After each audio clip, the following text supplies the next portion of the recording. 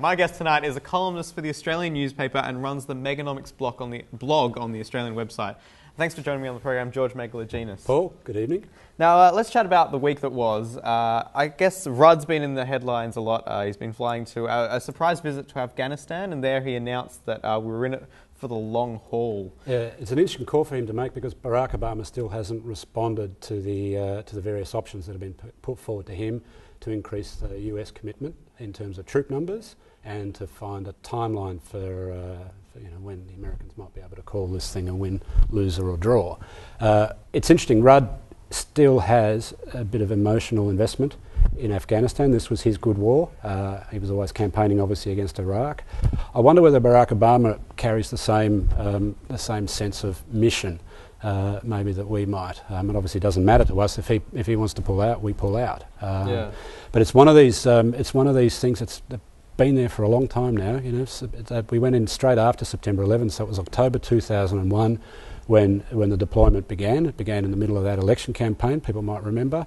And then what we get is, the longer this thing runs, the questions start to get asked. Public opinion now is probably a bit more scratchy on it than it might have been a few years ago. It was a very popular war in the outset, but not so much now. Do you think he's in danger of really getting, first of all, if Obama does pull out, is that going to be egg on his face? No, I mean, if the Americans want to call time on it, there's not that much we can do. What are we going to say? Send 20,000 troops there and try and finish the job ourselves? I think the understanding is that we're part of this mission, so long as the Americans want to be part of it. But I think Kevin Rudd also wants to make it clear to Barack Obama ahead of the APEC meeting this weekend in Singapore that this is something that he's willing to commit to for the long haul if it helps him make his decision, because the Americans are running out of collaborators in the Afghanistan mission.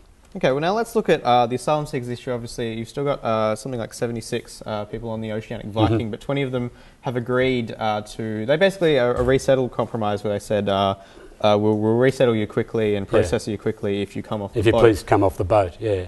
This is a tricky situation because the boat, because the original asylum seeker boat ran into trouble in Indonesian waters. The rescue, even though it was done by an Australian vessel, the Oceanic Viking, the rescue was done in Indonesian waters. So the international protocol is that the boat goes back to port in Indonesia. And the Indonesians have been quite happy to extend the time that the thing waits in port for them to come off the boat. I mean, I don't think that there's been as much tension as reported between the Indonesian and the Australian government. I think maybe sometimes the media likes to, in the sort of white-hot pursuit of the next scandal, they probably like to beat some of this thing up a bit more than it might have needed.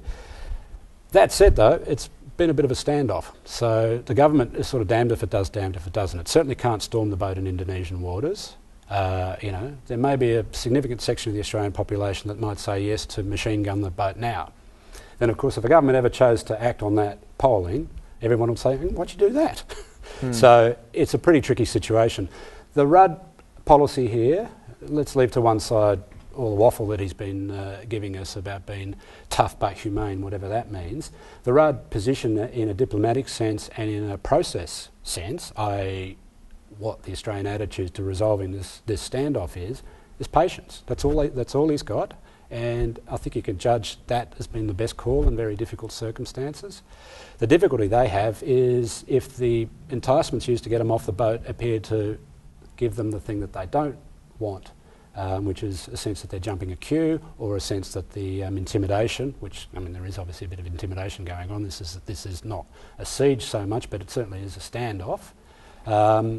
If they end up getting something that no other boat gets, questions will flow. Is Rudd in danger of looking like he's just capitulated to this one particular case because it was starting to get politically risky? Is that going to open the floodgates, or is it going to leave him open? I'll tell you, mine is not the majority view in the media, but we've all got to be confident of our analysis. That's fine.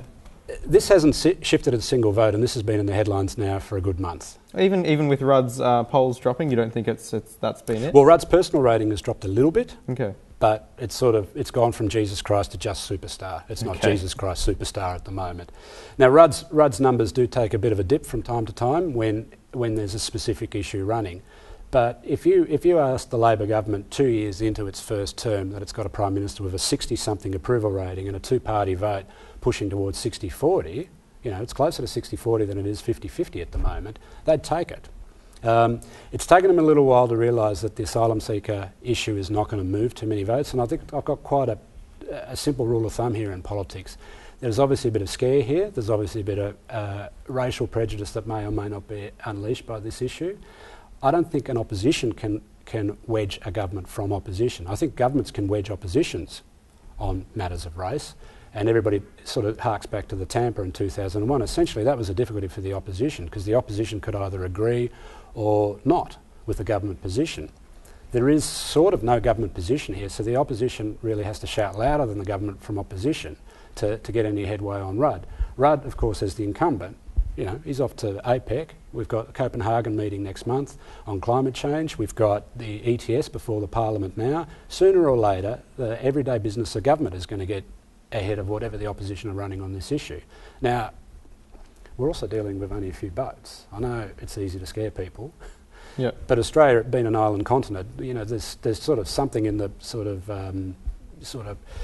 national vibe that says because we're an island continent, we could stop everyone from coming here, and that's why we really sweat each individual boat. Well, unfortunately, we have run out of time, but thank you so much for joining me on the program You're today. right. Give us some great insight on the issues. But thanks so much, George Megalogenis. Cheers.